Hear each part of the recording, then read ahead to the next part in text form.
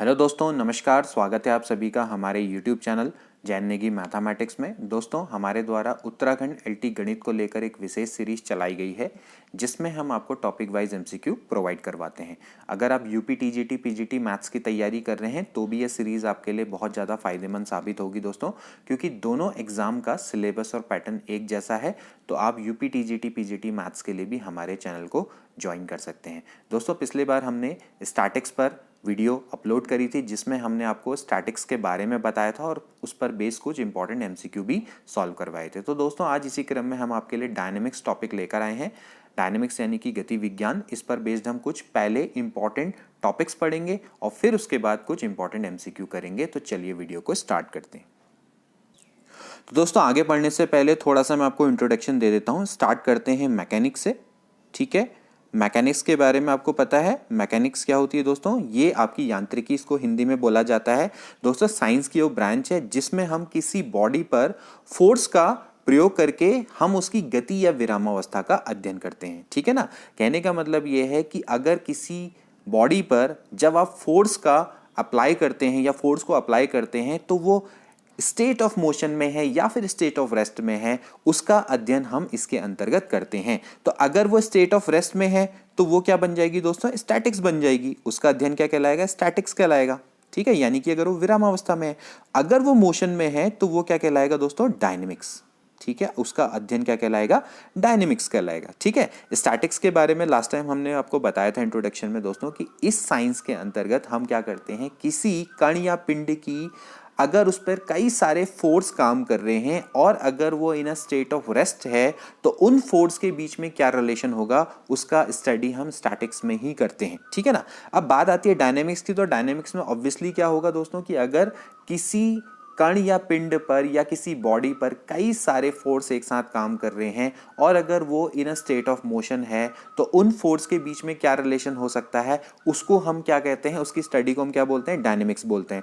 अब डायनेमिक्स को हम दोस्तों दो पार्ट में डिवाइड कर सकते हैं। जैसे पहला होता है काइनेमेटिक्स। काइनेमेटिक्स, ठीक है, आपने नाम भी सुना होगा, काइनेमेटिक्स।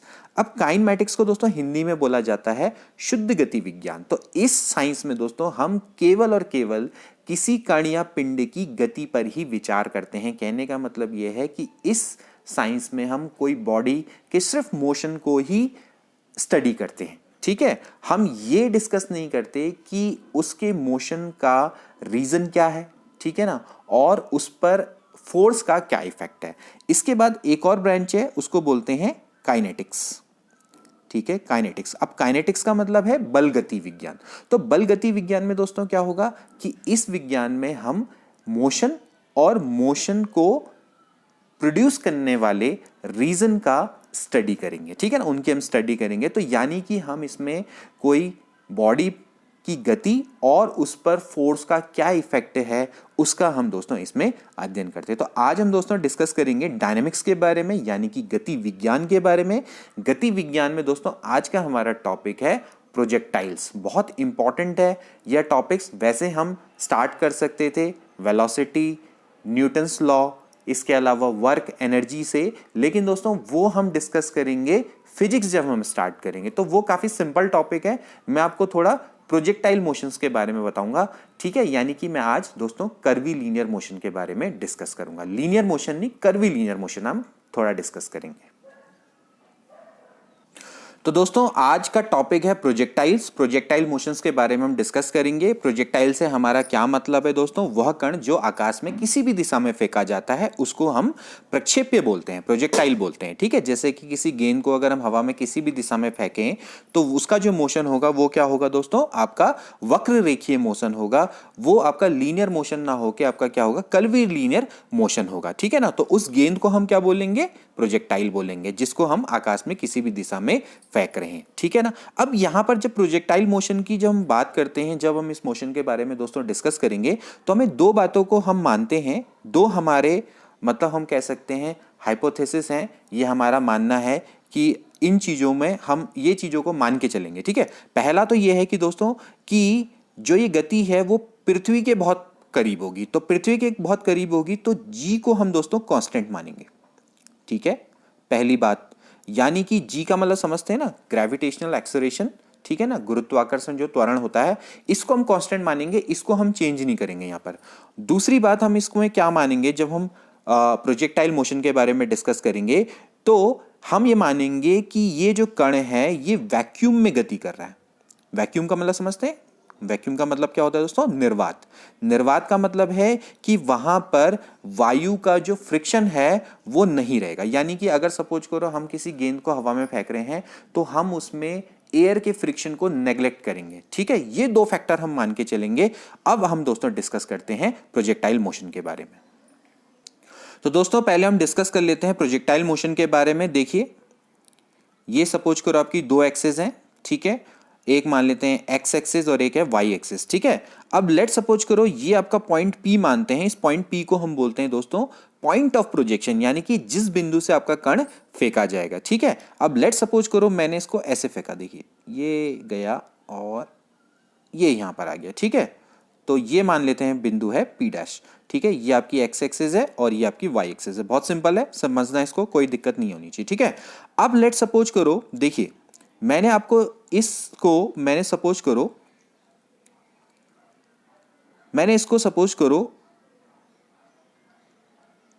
लेट सपोज करो मैंने इसको अल्फा एंगल से प्रोजेक्ट किया, ठीक है। लेट सपोज करो मैंने इसको अल्फा एंगल से भेजा और इसकी इनिशियल वेलोसिटी मान लेते हैं u है, मतलब u जो आपकी इनिशियल वेलोसिटी है उससे मैंने इसको फेंका, ठीक है ना। तो जिस एंगल से दोस्तों मैं इसको फेंकूंगा इसको बोलते हैं एंगल ऑफ प्रोजेक्शन, यानी कि प्रक्षेप कोण, ठीक है ना। तो प्रक्षेप फेंकने की दिशा और ये आपका क्षैतिज है नीचे, इसके बीच का जो एंगल होगा उसी को हम क्या बोलेंगे दोस्तों, प्रक्षेप कोण बोलेंगे या कि एंगल ऑफ प्रोजेक्शन बोलेंगे, ठीक है। तो अब होगा क्या दोस्तों कि यहां पर ये u काम कर रहा है, तो अब जब ये आगे बढ़ेगा तो क्या होगा, देखिए सबसे पहले तो ये क्या हो जा रहा है, पहले तो क्या जा रहा है, देखिए दोस्तों ऊपर भी जा रहा है, ठीक है। तो इसमें आपका क्या काम करेगा, वर्टिकल कंपोनेंट भी काम करेगा और हॉरिजेंटल कंपोनेंट भी काम करेगा।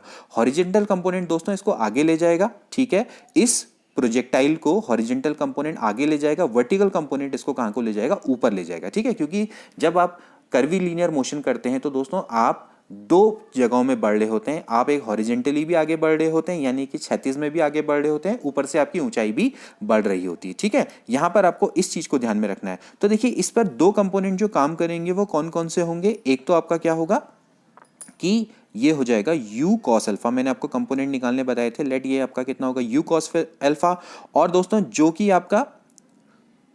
आपका काम करेगा हॉरिजेंटली और एक आपका काम कहां करेगा, वर्टिकली। तो जो वर्टिकली कंपोनेंट होगा दोस्तों वो क्या होगा आपका u sin अल्फा, ठीक है। यहां तक कोई दिक्कत नहीं होनी चाहिए, ठीक है।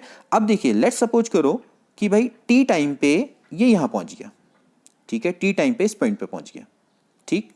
अब थोड़ा सा आपको ध्यान देना है जो आगे का कॉन्सेप्ट है इस पर। देखिए माना ये टी टाइम पे यहां पहुंच गया, ठीक है। तो लेट सपोज करो ये आपकी इसकी वेलोसिटी है, ठीक है, ये माना इसकी वेलोसिटी हो गई है v, ठीक है। और लेट सपोज करो ये आपका कितना एंगल बना रहा है, ये आपका एंगल बना रहा है थीटा, ये एंगल बना रहा है थीटा, ठीक है। तो इसका जो हॉरिजॉन्टल कंपोनेंट होगा, हॉरिजॉन्टल कंपोनेंट दोस्तों क्या हो जाएगा, v cos थीटा, ठीक है, और ये वाला क्या होगा, v sin थीटा, ठीक। ये चीज को आपने ध्यान में रखना है। दो चीजें आपको पॉइंट क्लियर हो गए होंगे कि लेट सपोज करो ये t टाइम पर आपका इस पॉइंट पर पहुंच गया, इस पॉइंट P से भेजा था इसको, और ये मान लेते हैं इसको, चलो A मान लेते हैं, A पॉइंट पर पहुंच गया और A पॉइंट पर इसकी वेलोसिटी माना v है, ठीक है। अब देखिए ध्यान से, यहां पर एक चीज आपको ध्यान में रखनी है दोस्तों कि जब ये मोशन कर रहा है तो लगातार जब ये मोशन करेगा ना दोस्तों, तो इसको एक फोर्स इस पर काम करेगा जो कि इसके मोशन के बिल्कुल अगेंस्ट होगा, जो ऊपर को बढ़ रहा है ना उसके अगेंस्ट में काम करेगा। वो कौन सा फोर्स होगा, वो इसका हम कह सकते हैं वो इसका भार, यानी इसका वेट, यानी कि जो ग्रेविटी है ना वो दोस्तों इसको नीचे ले जाने का काम करेगी। अब जब ग्रेविटी इसको नीचे कर रही है काम, तो भाई होगा क्या कि जो इसका v sin थीटा, ये ऊपर वाला जो कंपोनेंट है दोस्तों, जो ऊपर वाला कंपोनेंट है इसकी वैल्यू लगातार डिक्रीज होती चलेगी। पहले u sin अल्फा थी, अब v sin थीटा, तो u sin अल्फा डेफिनेटली क्या होगा, v sin थीटा से बड़ा होगा। कहने का मतलब ये है कि लगातार इसकी जो वैल्यू है वो गिरती चली जाएगी, ठीक है ना। लेकिन जो इसका जो हॉरिजॉन्टल कंपोनेंट है, यानी कि ये वाला कंपोनेंट है दोस्तों, ये इसका फिक्स रहेगा। हम ये मान के चलेंगे कि इस पर कोई इफेक्ट नहीं है, ठीक है। तो जो इसका जो दोस्तों हॉरिजेंटल कंपोनेंट है वही इसको आगे ले जाता चलेगा और वो हमेशा कांस्टेंट रहेगा। ये हमारा इसमें मानना है कि जो इसका हॉरिजेंटल कंपोनेंट है यानी कि जो u cos अल्फा है वो हमेशा कांस्टेंट रहेगा, यानी कि u cos alpha v cos theta के बराबर होगा। ठीक है, u cos alpha v cos theta के बराबर होगा। अब ये जो पॉइंट है दोस्तों, यहां पर जब कण पहुंचेगा, लेट सपोज करो इस पॉइंट को मैं ओ मान लेता हूं, तो यहां पर आपकी जो वर्टिकल वेलोसिटी है यानी कि जो v sin थीटा वाली वेलोसिटी है वो बिल्कुल क्या हो जाएगी, जीरो हो जाएगी, क्योंकि अब इससे ऊपर वो हाइट में नहीं जाएगा, अब वो नीचे जाना स्टार्ट करेगा। तो लेकिन यहां पर फिर भी जो u cos अल्फा है या v cos थीटा है ये आपका सेम रहेगा। कहने का मतलब ये फिर भी आगे को देखिए बढ़ रहा होगा। ठीक है ना। तो आप यहां पर से देख सकते हैं कि इसका अब वर्टिकल कंपोनेंट तो जीरो हो जाएगा पॉइंट ओ पे। ठीक है, वर्टिकल कंपोनेंट यानी कि ऊर्ध्वाधर जो कंपोनेंट है वो जीरो हो जाएगा, लेकिन जो इसका हॉरिजॉन्टल कंपोनेंट है वही दोस्तों इसको आगे ले जाता रहेगा। हम इसको यहां पर कांस्टेंट ट्रीट करेंगे, ये चीज आपको ध्यान में रखनी है। और ग्रेविटी जो कि नीचे की ओर इसमें लग रही है वो लगातार इसको क्या करेगी, इसके वर्टिकल कंपोनेंट को नीचे चले जाएगी, मतलब उसको कम करते चले जाएगी और एट लास्ट में क्या कर देगी, जीरो कर देगी, फिर जीरो से जितना कम हो सके उतना नीचे ले जाएगी। ठीक है ना, ये चीज को अपने ध्यान में रखना है। अब यहां पर कुछ इंपॉर्टेंट टर्मिनोलॉजी, चलिए हम इसको डिस्कस कर लेते हैं। यहां पर तक आपको फिगर आई होप कि अच्छे से समझ में आ गया होगा। अच्छा, एक चीज और यहां पर हम कुछ लास्ट में हमें बनाना पड़ेगा तो हम पहले से ही डिस्कस कर लेते हैं। देखिए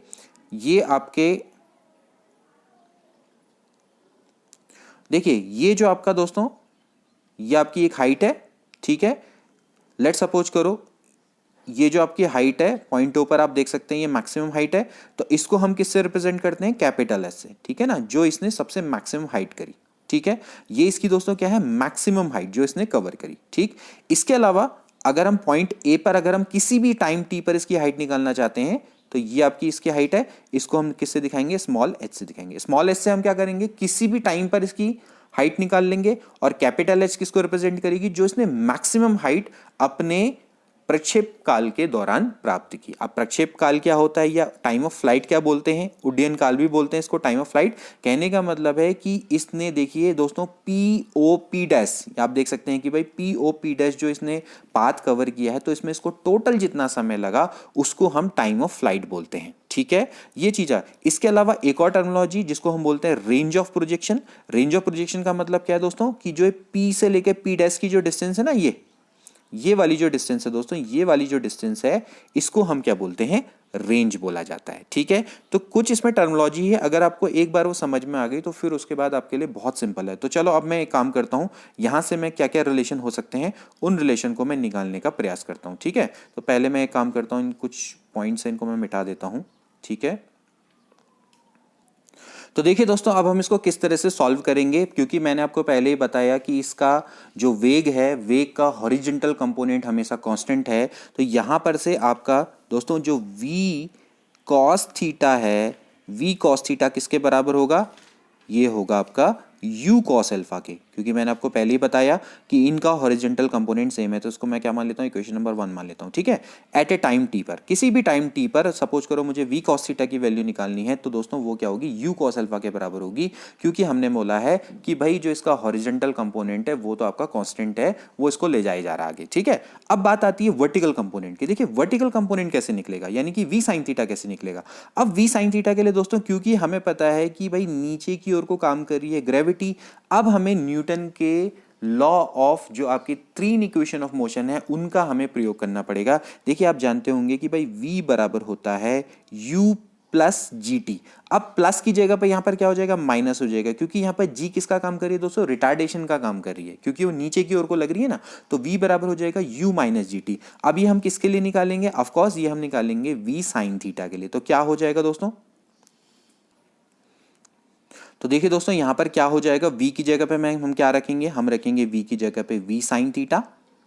ठीक है, v साइन थीटा, और u की जगह पे क्या रखेंगे, u साइन अल्फा, क्योंकि जैसे मैंने आपको पहले बोला कि इसका जो हॉरिजेंटल कंपोनेंट है वो लगातार डिक्रीज हो रहा है। यू साइन अल्फा से हमने स्टार्ट करी थी, वो वी साइन थीटा तक पहुंच गया। अब वी साइन थीटा में कितनी कमी आ गई, कितनी कमी आ गई दोस्तों, ग्रेविटेशनल एक्सेलरेशन लगातार डिक्रीज होता जा रहा है, जी के रिस्पेक्ट में लगातार कमी होती जा रही है, और टाइम टी पर कितनी हो जाएगी, माइनस जी टी कमी हो जाएगी। ठीक है, इस तरीके से आप इसको समझ सकते हैं। इक्वेशन नंबर 1 और इक्वेशन नंबर 2, तो देखिए यहाँ पर है वी कॉस थीटा, यहाँ पर है वी साइन थीटा, दोनों का स्क्वायर करके ऐड कर दीजिए। तो भाई दोनों का स्क्वायर करके ऐड करेंगे तो क्या आ जाएगा भाई, वी स्क्वायर हो जाएगा u square cos square alpha.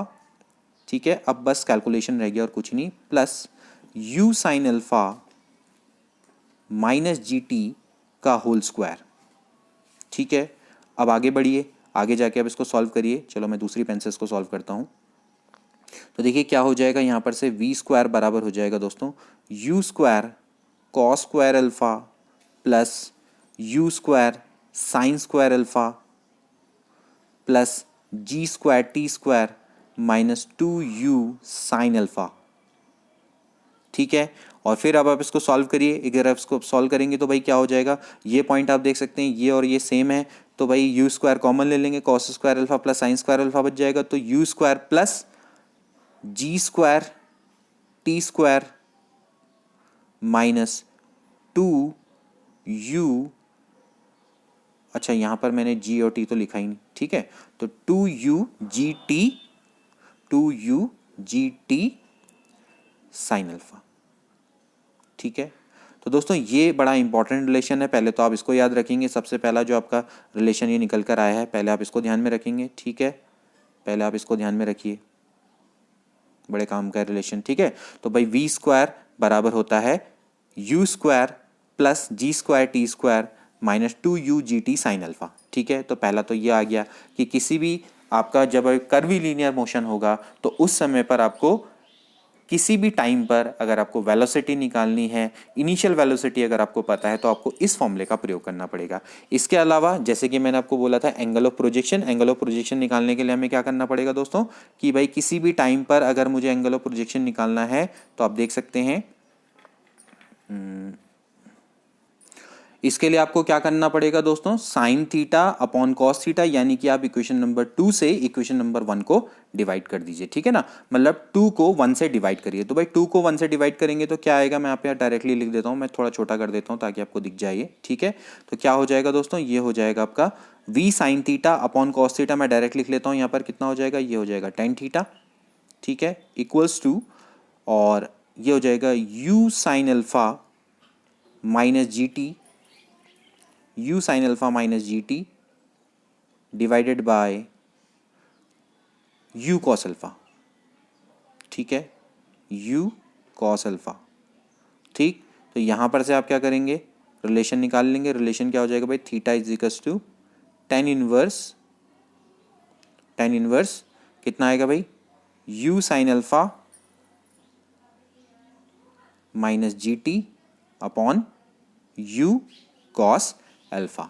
ठीक है, तो भाई आप किसी भी टाइम पर अगर आपको एंगल निकालना है, ठीक है, तो आप क्या कर सकते हैं, यानी कि आपको दिशा निकालनी है तो आप उसको आसानी से निकाल सकते हैं। तो ये फॉर्मूला भी बहुत इंपॉर्टेंट है, इसको आप ध्यान में रखेंगे। ठीक है, किसी भी टाइम पर अगर आपको प्रोजेक्टाइल की डायरेक्शन को निकालना है किसी भी समय पर, तो आप उसको निकाल सकते हैं। ठीक है, इसके बाद अगला, अब इसके बाद दोस्तों एक और फॉर्मूला जो कि हमें निकालना पड़ेगा भाई v और h के बीच में। जैसे कि हमने निकाला था कि भाई अगर आपको v निकालना है, ठीक है, v निकालना है किसी भी टाइम पर, तो फिर आप निकाल सकते हैं जब आपको इनिशियल वेलोसिटी और टाइम दिया हुआ है, तो आप फिर क्या कर सकते हैं, v को निकाल सकते हैं इस फॉर्मूले की मदद से। ठीक है ना, लेकिन अगर आपको स्मॉल एच दिया हुआ हो, किसी हाइट के लिए निकालना हो, तब आप क्या करेंगे, यानी कि v और स्मॉल एच के बीच का रिलेशन निकालना है। ठीक, तो इसके लिए भी हम क्या करेंगे, इसी फॉर्मूले का उपयोग करेंगे दोस्तों, कि यहाँ पर जैसे आपका भाई ये तो हमें चाहिए v cos थीटा बराबर आपका u cos अल्फा, ये तो हमें पता ही है। ठीक है, अब यहाँ पर जो v sin थीटा इस वाले फॉर्मूले की जगह पर हम क्या करेंगे, जो तीसरा न्यूटन का जो इक्वेशन है उसको हम यूज करेंगे। ठीक है, क्या होती है बताओ, अगर आपको याद हो तो वी स्क्वायर बराबर क्या होता है, यू स्क्वायर प्लस 2gh। ठीक, तो उसका हम यहाँ पर उपयोग करेंगे। तो मैं नीचे आपको सॉल्व करके दिखा देता हूँ किस तरह से करना है उसको। तो दोस्तों जैसा कि मैंने आपको बताया था कि भाई जो v cos थीटा है वो तो आपका कांस्टेंट है, वो तो आपका u sin अल्फा के बराबर रहेगा। ठीक है, लेकिन बात आती है वर्टिकल वाले कंपोनेंट की जो कि है v sin थीटा। ठीक है, और यू साइन अल्फा में। तो अब आपको पता है कि भाई वी स्क्वायर बराबर होता है यू स्क्वायर प्लस 2gh, लेकिन यहाँ पर क्या होगा minus 2g small h at a time t पर। जैसे कि मैंने आपको बताया था कि भाई एट ए टाइम t पर मान लेते हैं इसकी जो हाइट है वो आपकी स्मॉल h है, ठीक है। यहाँ पर मैंने दिखा रखा है स्मॉल h इसकी हाइट है, आप देख सकते हैं ये वाला टर्म, ठीक है। तो यहाँ पर जो इसकी हाइट है वो आपकी कितनी है, स्मॉल h हमने मान ली, ठीक। तो अब इसको इसके बीच में क्या रिलेशन हो सकता है ये हमें निकालना है। तो दोस्तों अब हम क्या करेंगे, इस फॉर्मूले में इसका वर्टिकल कंपोनेंट रख देंगे। तो भाई क्या हो जाएगा, u साइन थीटा बराबर हो जाएगा, सॉरी v साइन थीटा बराबर हो जाएगा u का वर्टिकल कंपोनेंट क्या है, u साइन अल्फा का होल स्क्वायर माइनस 2gh, ठीक है। अब आप यहां पर से इसको सॉल्व करिए, देखिए किस तरह से सॉल्व करेंगे।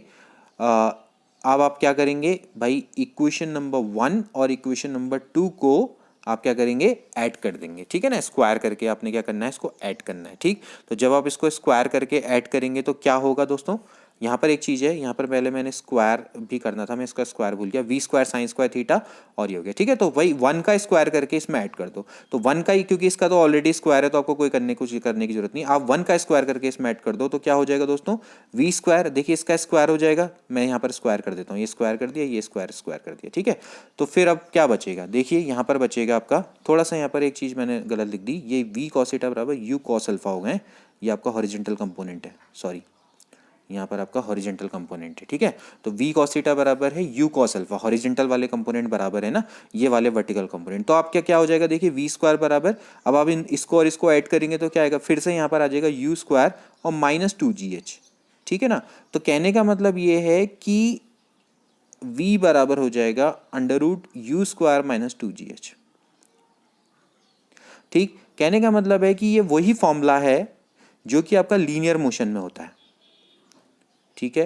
कर्वी लीनियर मोशन और लीनियर मोशन में अगर आपको एट किसी ऊंचाई को अगर आपको दिया हुआ है तो भाई जो आपका न्यूटन का थर्ड इक्वेशन ऑफ मोशन है लीनियर मोशन वाली, भाई वी स्क्वायर बराबर यू स्क्वायर माइनस 2gh, वही यहाँ पर भी काम करती है, ठीक है ना, ठीक। अब ये लीनियर मोशन किस टाइप का है दोस्तों, यहाँ पर आपकी क्या हो रही है, आप ऊंचाई वाली बात हो रही है, ठीक है, ऊपर से नीचे वाला मोशन की यहाँ पर बात हो रही है, वर्टिकल मोशन की बात हो रही है, ठीक है। क्योंकि आप क्या हो रहा है, पिंड जो है वो आपका क्या हो रहा है, एक सर्टेन हाइट से नीचे को आ रहा है। तो यहाँ पर हम बात कर रहे हैं कैसे मोशन की, अपवर्ड एंड डाउनवर्ड मोशन की बात करें है तो, लेकिन वो कैसा मोशन, लीनियर मोशन ही है, ठीक है। तो भाई दोनों की जो इक्वेशन है वो एक ही है, वो तो चलो निकल गया, ठीक। इसके बाद लेकिन हम क्या कर सकते हैं, यहाँ से इसके बीच का एंगल भी फाइंड आउट कर सकते हैं। एंगल हम कैसे निकालेंगे दोस्तों, कि हम क्या करेंगे, दोबारा से दोनों को डिवाइड कर लेंगे, ठीक है। तो क्यों, हाइट के टर्म में, तो हाइट के टर्म में अगर हमें निकालना है, जैसे कि हमने पिछले बार जो एंगल निकाला था वो हमने किसके टर्म में निकाला था दोस्तों, वो हमने निकाला था टी के टर्म में, ठीक है ना, यानी कि टाइम के टर्म में निकाला था। अभी हम हाइट के टर्म में निकालेंगे। तो हाइट के टर्म में क्या हो जाएगा, इक्वेशन नंबर 2 और इक्वेशन नंबर 1, इक्वेशन नंबर 2 को 1 से डिवाइड कर देंगे। आपने क्या करना है, 2 को 1 से डिवाइड कर देना है। तो आपके पास क्या बच जाएगा, tan स्क्वायर थीटा बराबर क्या हो जाएगा दोस्तों, u square sine square alpha, you square sine square alpha minus 2gh, ठीक है, divided by you square sine square alpha minus 2gh divided by कितना हो जाएगा, u square cos square alpha, ठीक है। अब आप क्या करेंगे, यहाँ से स्क्वायर रूट ले लेंगे। तो भाई थीटा बराबर मैं डायरेक्ट लिख दे रहा हूँ, थीटा बराबर क्या आ जाएगा दोस्तों, ये हो जाएगा tan इनवर्स अंडर रूट में you square sine square alpha minus twice GH divided by क्या हो जाएगा, यू कॉस अल्फा, ठीक है। तो ये रिलेशन भी आपको ध्यान में रखना है। देखिए इतने इंपॉर्टेंट रिलेशन है, ये आप याद रखेंगे तो आपसे आसानी से आप क्वेश्चन कर लेंगे। और जिस तरह से मैं इसको आपको प्रूफ करा रहा हूँ ना, तो इस तरीके से आप क्वेश्चन भी बना सकते हैं, तो बहुत इजीली आप इसको कर सकते हैं, ठीक है। अब सबसे इंपॉर्टेंट, कुछ इंपॉर्टेंट रिलेशन, सबसे पहले मैक्सिमम हाइट निकालना, to find the maximum height of projectile, जिसको मैंने किससे बताया था, कैपिटल एच से, ठीक है। कैपिटल एच की वैल्यू को निकालनी, चलो मैं इसको अलग उससे हाईलाइट करता हूँ, ठीक है। अब कैपिटल एच निकालना, मैक्सिमम हाइट कैसे निकलेगी, मैक्सिमम हाइट को निकालने का क्या तरीका होगा दोस्तों, आप इसको इस फॉर्मूले से निकाल सकते हैं। जैसे कि मैंने आपको पहले बताया था, मैक्सिमम हाइट के लिए आप पहले यहाँ पर देख लीजिए, मैक्सिमम हाइट में क्या होगा, पहले आप देख लीजिए, मैक्सिमम हाइट में जो इसका वर्टिकल कंपोनेंट है वो जीरो हो जाएगा, यानी कि v साइन थीटा वाला जो कंपोनेंट है वो जीरो हो जाएगा। तो यहाँ पर हमें वही करना है दोस्तों, उसी फॉर्मूले का प्रयोग करना है। ठीक है, तो क्या होगा चलिए देखते हैं मैक्सिमम हाइट किस तरह से निकलेगी। मैक्सिमम हाइट के लिए हम क्या करेंगे दोस्तों, उस पॉइंट पर, जो आपका पॉइंट है उस पर हमें कैपिटल एस निकालना है। कैसे निकालेंगे, देखिए आप फॉर्मूला लगाइए, वी स्क्वायर बराबर क्या होता है, यू स्क्वायर प्लस 2GH। ठीक है ना, 2GH। लेकिन मैंने पहले ही बोला जी निगेटिव में है तो क्या हो जाएगा, -2GH हो जाएगा। अब आपको हाइट निकालनी है, मैक्सिमम हाइट, यानी कि आपको क्या रखना पड़ेगा, एच की जगह पे कैपिटल एच रखना पड़ेगा। ठीक, तो मैंने जैसे ही आपको बोला कि भाई इस वाले पे आपका, मैंने पहले बोला वर्टिकल कंपोनेंट क्या हो जाएगा, जीरो हो जाएगा। तो v वाला जो वर्टिकल कंपोनेंट है वो तो जीरो होगा, लेकिन हॉरिजॉन्टल कंपोनेंट हमेशा काम करेगा। जैसे कि मैंने आपको बताया था दोस्तों कि इसका हॉरिजॉन्टल कंपोनेंट हमेशा काम करेगा। हॉरिजॉन्टल कंपोनेंट की जो वैल्यू है वो तो क्या है दोस्तों, हमेशा से u sine alpha, sorry u cos alpha है। ठीक है, तो u कॉस अल्फा की वैल्यू तो हमेशा रहेगी। तो यहां पर से दोस्तों क्या हो जाएगा, यहाँ पर सॉरी मैंने एक चीज़ गलत कर दी कि इसका जो आपका स्टार्टिंग, देखिए वी स्क्वायर बराबर है यू स्क्वायर माइनस 2GH। ठीक है, तो जैसे कि हमने पहले बोला कि इसका जो वर्टिकल कंपोनेंट है यहाँ पर एट ए टाइम टी पर ये जीरो हो जाएगा, और यहाँ पर आपका क्या होगा, यू साइन अल्फा, जो कि आपका स्टार्टिंग का कंपोनेंट था। ठीक है ना, तो यू साइन अल्फा का होल स्क्वायर माइनस कितना हो जाएगा आपका 2G और कैपिटल H। ठीक है, जैसे कि दोस्तों हम निकाल लेते हैं, हम पहले हम क्या कर रहे हैं, हॉरिजॉन्टल कंपोनेंट और वर्टिकल कंपोनेंट को साथ साथ रख के इक्वेशन निकाल लेना। तो ऐसे ही हमें क्या करना है, इस पॉइंट पे भी निकालनी पड़ेगी। इस पॉइंट पे हमें देखना पड़ेगा भाई इनिशियल पे वर्टिकल कंपोनेंट था आपका यू साइन अल्फा। ठीक है, तो यहाँ पर इनिशियल कंपोनेंट के हिसाब से ही हम निकालेंगे जो भी निकालेंगे। ठीक है, तो हमें निकालनी है कैपिटल एच। तो कैपिटल एच पे आपका देखिए इनिशियल तो वही था, इनिशियल तो यू साइन अल्फा था, लेकिन जो अभी का जो अभी के टाइम पर जो आपका वी है वो तो जीरो हो गया, वर्टिकल कंपोनेंट वाला जीरो हो गया ना, तो ये आपने निकालना है। तो भाई कैपिटल एच बराबर क्या हो जाएगा, कैपिटल एच बराबर हो जाएगा, देखिए कैपिटल एच बराबर हो जाएगा u square sine square alpha upon 2G। ठीक है, u square sine square alpha upon 2G। तो ये दोस्तों आपका फॉर्मूला है जिसको आपने ध्यान में रखना है। तो देखिए ये सबसे इंपॉर्टेंट आपका फॉर्मूला निकल कर आया। ठीक है, ये फॉर्मूला दोस्तों आपको ध्यान में रखना है, ये तो आपको बिल्कुल एग्जाम की दृष्टि से बहुत इंपॉर्टेंट फॉर्मूला है। ठीक है, तो h बराबर क्या हो गया, you square sine square alpha upon 2G। ठीक, अब इसके बाद मैक्सिमम हाइट में पहुंचने में लगा समय वो भी निकाल लेते हैं।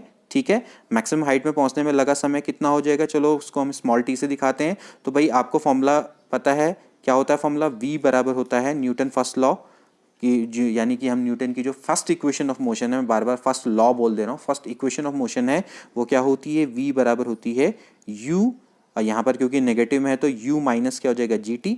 ठीक है, अब आपको पता है कि भाई मैक्सिमम हाइट में, फिर मैंने बोला इसका वर्टिकल कंपोनेंट तो हो जाएगा जीरो। ठीक है, लेकिन इसका जो इनिशियल वर्टिकल कंपोनेंट था वो क्या था, u साइन अल्फा। ठीक है, हम वर्टिकल कंपोनेंट को एक साथ लेके चलते हैं और हॉरिजॉन्टल कंपोनेंट को एक साथ रख के सॉल्व करते हैं। ठीक है, तो माइनस कितना हो जाएगा gt। ठीक, तो जब इसको सॉल्व करेंगे तो क्या हो जाएगा दोस्तों, t बराबर हो जाएगा u sign alpha upon g। ठीक है, ये कहने का मतलब ये है कि इसको मैक्सिमम हाइट अटेन करने में जो लगा समय होगा दोस्तों वो कितना होगा, u sign alpha upon g।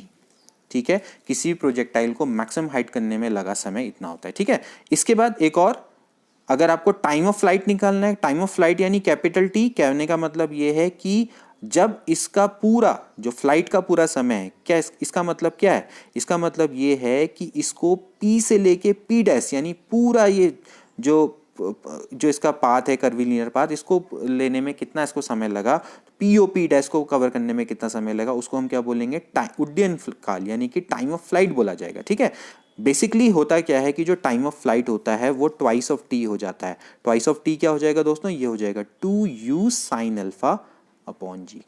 ठीक है ना, कहने का मतलब ये है कि इसको जैसे आपका इनिशियल पॉइंट से मैक्सिमम हाइट में पहुंचने में उतना ही समय लगता है जितना मैक्सिमम हाइट से नीचे यानी जमीन में आने में समय लगता है। ठीक है, इसको चाहे तो हम इस फॉर्मूले को वैसे भी दूसरे फॉर्मूले की मदद से भी प्रूफ कर सकते हैं। ठीक है, इसको मैं दूसरे तरीके से भी प्रूफ करके आपको दिखा देता हूं, कैसे करेंगे देखिए।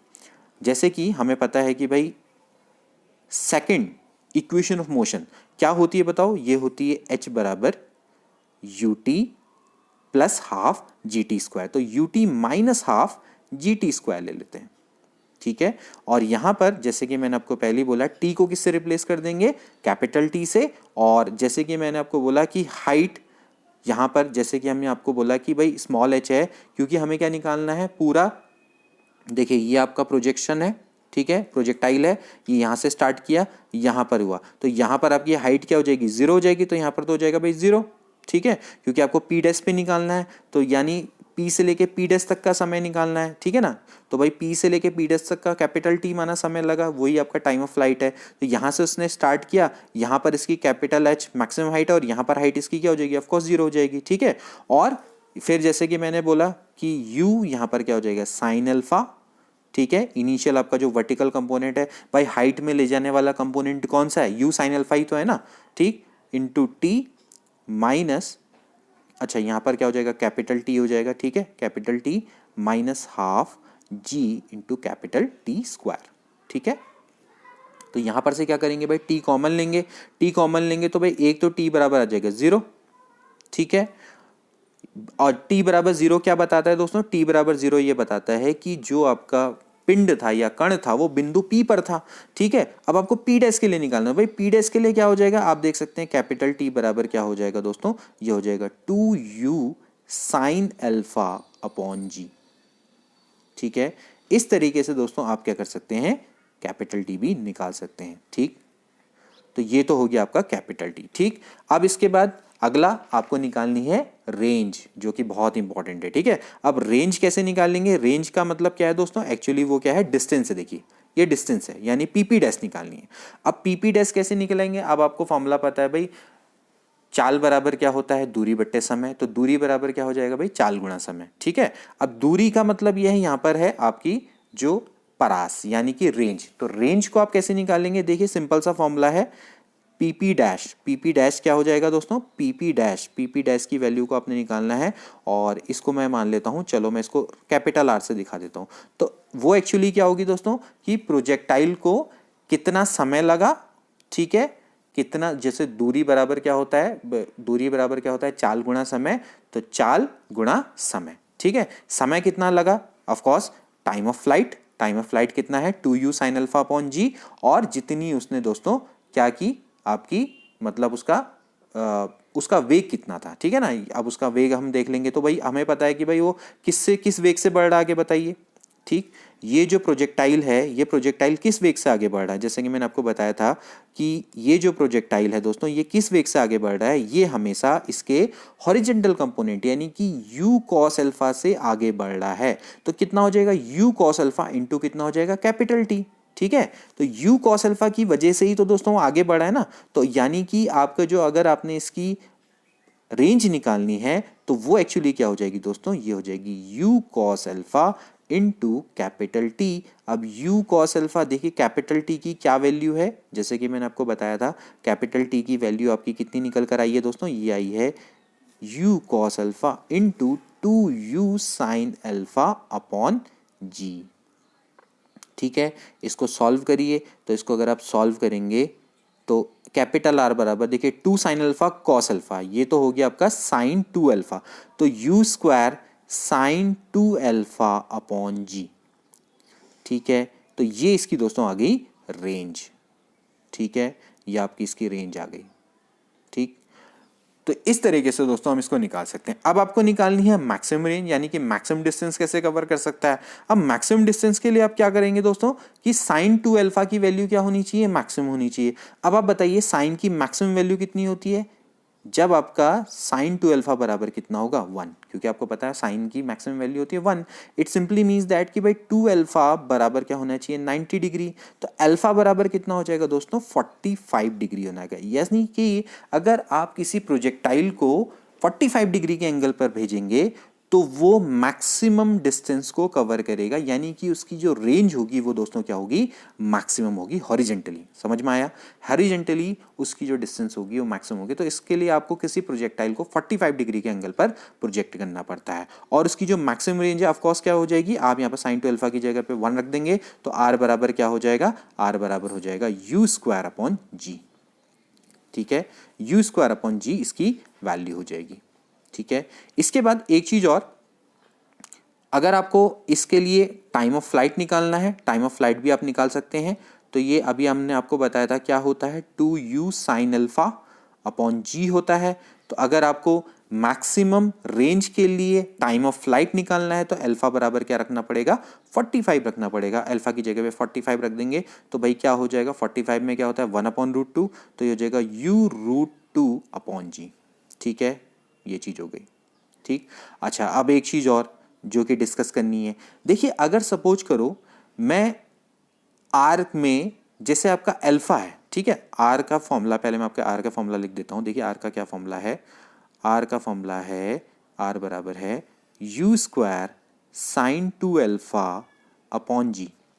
ठीक है, अगर सपोज करो मैं अल्फा की जगह पे मैं 90 माइनस अल्फा रख देता हूं, कहने का मतलब मैं अल्फा को रिप्लेस कर देता हूं 90 माइनस अल्फा से, लेट सपोज करो। ठीक है, तो भाई क्या होगा, देखिए यहां पर से हो जाएगा यू स्क्वायर साइन, अब यहां पर आप रखिए, देखिए क्या हो जाएगा, ये हो जाएगा पाई माइनस 2 अल्फा, आप देख सकते हैं पाई माइनस 2 अल्फा। ठीक है, अपॉन जी। ठीक है, आपने क्या करना है भाई, अल्फा बराबर पाई/2 माइनस अल्फा रखा है आपने, तो भाई 2 अल्फा क्या हो जाएगा, पाई माइनस 2 अल्फा हो जाएगा। ठीक, तो कहने का मतलब ये है कि आर बराबर आपका आ जाएगा साइन पाई माइनस अल्फा कितना होता है, अगेन साइन अल्फा ही होता है, तो साइन 2 अल्फा अपॉन जी आ गया, यानी कि फॉर्मूला फिर भी वही है।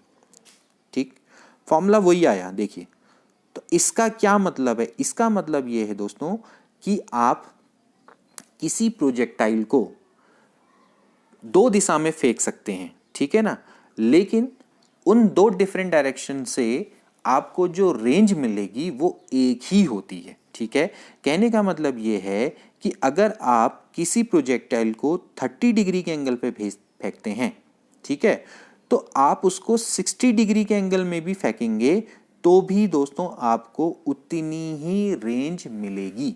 ठीक है, किसी प्रोजेक्टाइल को आप 30 डिग्री के एंगल पे फेंको चाहे 60 डिग्री के एंगल पे फेंको। ठीक है, अगर आप किसी को 20 डिग्री के एंगल पे फेंकते हैं तो 90 में से 20 गया मतलब कितना हो गया, 70 डिग्री। 70 डिग्री के एंगल पे फेंकोगे तब भी वो उतनी ही डिस्टेंस कवर करेगा जितनी उसको 20 डिग्री के एंगल पर फेंकोगे। समझ रहे हो ना इसका मतलब। ठीक, इसी तरह से कहने का मतलब है दोनों का सम कितना होना चाहिए, 90 डिग्री होना चाहिए।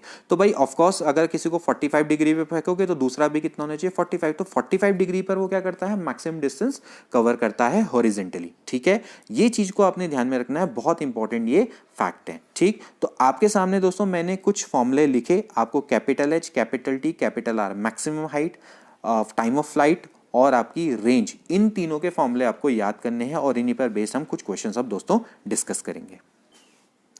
तो देखिए दोस्तों, पहला प्रश्न, एक कण को समतल से कोण अल्फा बनाते हुए वेग u से प्रक्षिप्त किया जाता है, इसकी अधिकतम ऊंचाई क्या होगी। अब कितना सिंपल है, a particle is projected with a velocity u at an angle alpha with the horizontal the maximum height it attain, क्या होती है, कैपिटल एच अभी आपको बताया था, u square sine square alpha upon twice of g, है ना। तो ए वाला ऑप्शन बिल्कुल करेक्ट है, u square sine square alpha upon 2g, है ना। ठीक है, इसके बाद देखिए दोस्तों next question, two balls are projected respectively from the same point, direction inclined at 60 degree and 30 degree to the horizontal, if they attain the same height, आपको कह रहा है कि सेम हाइट को अटेन करते हैं, the ratio of their velocity of projection, आपको उनकी वेलोसिटी ऑफ प्रोजेक्शन के रेशियो निकालने हैं। ठीक है ना, जैसे कि मैंने आपको बताया था दोस्तों कि आपका हाइट का फॉर्मूला क्या होता है, ठीक है, एच बराबर क्या होता है, u square sine square alpha upon 2g। ठीक है, अब इसमें आपको पता है एक ने माना सपोज करो h1 हाइट अटेन की, तो भाई उसकी वेलोसिटी क्या हो जाएगी स्टार्टिंग की, u1 स्क्वायर, ठीक है, साइन स्क्वायर, ठीक है, और मान लेते हैं पहले वाले को 60 डिग्री के एंगल से प्रोजेक्ट किया गया। ठीक है, तो भाई क्या हो जाएगा, u square sine square alpha upon twice of g, भाई जी तो कांस्टेंट है उसमें तो कोई फर्क पड़ेगा नहीं। दूसरे वाले को 30 डिग्री के, 30 डिग्री से अगर उसको प्रोजेक्ट करेंगे तो एस टू बराबर क्या हो जाएगा, u two square sine square 30 degree upon 2g। ठीक है, अब आपको कह रखा कि भाई h1 और h2 तो दोनों बराबर है, दोनों ने सेम हाइट अटेंड की है, तो अगर दोनों ने सेम हाइट अटेंड की है तो भाई क्या हो जाएगा, ये दोनों हो जाएंगे बराबर, तो h1 बराबर हो जाएगा h2। सो अब आप इसको सॉल्व करिए तो ये हो जाएगा भाई, ये हो जाएगा u1 square sine square 60 divided by twice of g बराबर u2 square sine square 30 degree divided by twice of g। ये दोनों कैंसिल आउट हो जाएंगे। ठीक है, अब साइन स्क्वायर 60, साइन स्क्वायर 60 का मतलब कितना है दोस्तों, ये है आपका √3/2 का स्क्वायर। ठीक है, यानी कि कितना हो गया 3/4। ठीक है, और ये हो जाएगा 1/4, 1/2 का स्क्वायर। साइन 30 कितना होता है 1/2। तो देखिए यहाँ पर से 4 भी कैंसिल आउट हो जाएगा और ये हो जाएगा भाई u1 का स्क्वायर अपॉन u2 का स्क्वायर बराबर हो जाएगा 1/3। ठीक है, स्क्वायर रूट इधर ले लेंगे तो u1 रेशियो u2 बराबर कितना हो जाएगा 1/√3। तो 1/√3 ये इसका दोस्तों राइट आंसर है। ठीक है, देखें 1/√3 आ रहा है नहीं आ रहा है कहीं पर, बिल्कुल आ रहा है। ठीक है, एक को 60 डिग्री में एक को उसमें, तो 1/√3 इज अ राइट आंसर। ठीक है ना, तो यहाँ पर एक चीज़ में ध्यान में रखना कि 60 डिग्री पहले लेंगे 30 डिग्री बाद में लेंगे। ठीक है, क्योंकि यहाँ पर √3/1 भी ले रखा है, तो पहले 60 डिग्री फिर 30 डिग्री। ठीक है, तो 1/√3 इसका राइट आंसर है। नेक्स्ट क्वेश्चन देखिए दोस्तों, if a particle is projected with a velocity u so that its range on a horizontal plane is twice the general greatest height attained by it so the range obtained its. ठीक है, एक particle को आपने इस तरीके से project किया initial velocity u से कि भाई जो उसकी रेंज है यानी कि कैपिटल R है वो उसकी ट्वाइस है हॉरिजेंटल यानी कि ग्रेटेस्ट हाइट की यानी कि कैपिटल एच की। तो आपको ये कह रखा है भाई आर बराबर है ट्वाइस ऑफ एच। तो बस आपको क्या करना है, रेंज को निकालना है। तो भाई रेंज का मैंने आपको फॉर्मूला बताया था, क्या होता है रेंज का फॉर्मूला, ये होता है u square science 2α upon g. ठीक है, ये आपसे कह रखा है भाई ट्वाइस ऑफ एच, एच का मतलब हाइट, हाइट का फॉर्मूला क्या होता है u square sine square alpha upon twice of g. ठीक है, अब आप इसको सॉल्व करिए। देखिए सॉल्व करेंगे तो क्या होगा, यहाँ पर देखिए ये और ये तो कैंसिल आउट हो जाएंगे, जी से जी भी कट जाएगा और यू स्क्वायर से यू स्क्वायर भी कट जाएगा। तो देखिए 2 साइन अल्फा, साइन 2α को मैं क्या लिख सकता हूँ 2 साइन अल्फा कॉस अल्फा बराबर ये हो जाएगा साइन स्क्वायर अल्फा। ठीक है, एक साइन अल्फा से एक साइन अल्फा आप काट सकते हैं, तो भाई यहाँ से tan अल्फा बराबर आ जाएगा 2। ठीक है भाई, tan अल्फा तो आ गया 2। अब आपको क्या करना है, साइन अल्फा और कॉस अल्फा की वैल्यू को फाइंड आउट करना है। आप क्या कर सकते हैं, ट्राइंगल मेथड का उपयोग कर सकते हैं। ठीक है, ये आपका 2 होगा, भाई tan बराबर क्या होता है लंबट्टे आधार, तो ये कितना हो जाएगा भाई √5। ठीक है, तो भाई यहाँ से साइन अल्फा कितना हो जाएगा, साइन अल्फा बराबर क्या होता है भाई परपेंडिकुलर अपॉन हाइपोटेन्यूस। ठीक है, और जो कॉस है कॉस बराबर क्या हो जाएगा 1/√5।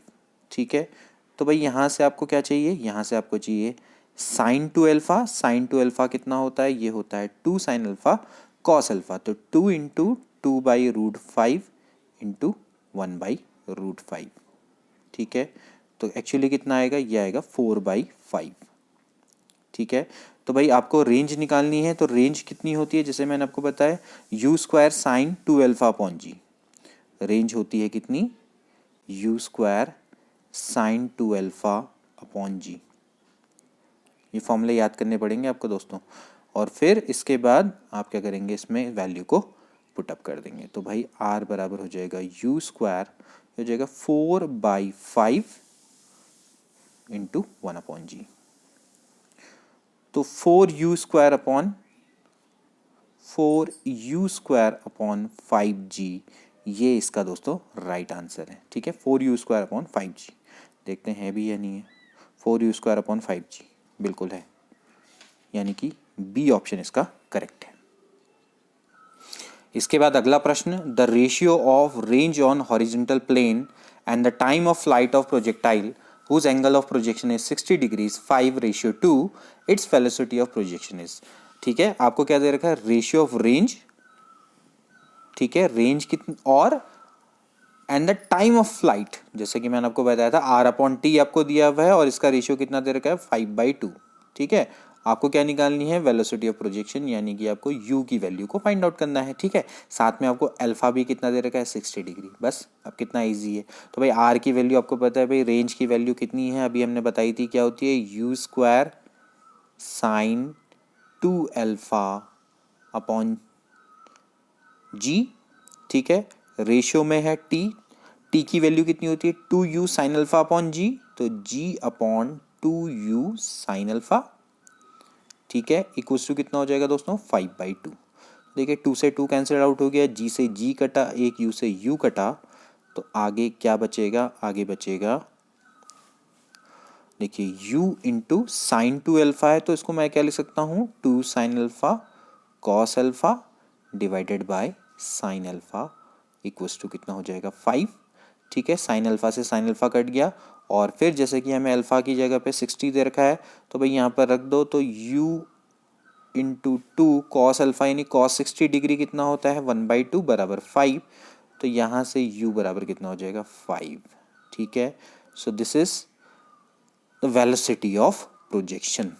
ठीक है, इसके बाद एक और सिंपल क्वेश्चन, एक प्रक्षेप्य का क्षैतिज समतल पर परास उसकी महत्तम ऊंचाई का 4 गुना है, तो एंगल ऑफ प्रोजेक्शन क्या होगा, the range of projectile on horizontal plane is 4 times of its maximum height, the angle of projection. देखिए आपको दे रखा है कि जो रेंज है it is 4 time of maximum height, यानी आर बराबर आपको दे रखा है 4 इंटू कैपिटल एच। ठीक है, अब आपने क्या करना है, अब आपने वही फॉर्मूला को अप्लाई करना है। कैपिटल आर की वैल्यू हमें पता है, कैपिटल आर की वैल्यू होती है दोस्तों u square sine 2 alpha upon g. ठीक है, बराबर 4 इंटू एच की वैल्यू है u square sine square alpha upon twice of g. G से जी कटेगा, यू स्क्वायर से यू स्क्वायर कटेगा, यहाँ पर आ जाएगा ट्वाइस, तो फिर आगे हो जाएगा साइन 2 अल्फा, साइन 2 अल्फा बराबर हो जाएगा 2 साइन स्क्वायर अल्फा। ठीक है, इसके बाद अब इसको आगे सॉल्व करिए। साइन 2 अल्फा की वैल्यू पता है क्या होती है, 2 साइन अल्फा कॉस अल्फा बराबर हो जाएगा 2 साइन स्क्वायर अल्फा, तो 2 से 2 कट गया। ठीक है, और साइन अल्फा से साइन अल्फा कट जाएगा, तो टेन अल्फा बराबर हो जाएगा 1। तो टेन अल्फा बराबर 1 है, तो इट सिंपली मीन्स दैट कि अल्फा बराबर कितना होना चाहिए, 45 डिग्री होना चाहिए। So this is the angle of projection. तो बी वाला ऑप्शन बिल्कुल करेक्ट है। ठीक है, तो इस तरीके से दोस्तों हम इस क्वेश्चन को सॉल्व करेंगे। तो दोस्तों ये थे कुछ इंपॉर्टेंट प्रश्न प्रोजेक्टाइल पर बेस्ड। आई होप कि आपको ये टॉपिक अच्छा लगा होगा और आपको समझ में आए होंगे ये क्वेश्चन। मिलते हैं अगली वीडियो में। Till then take care and good bye.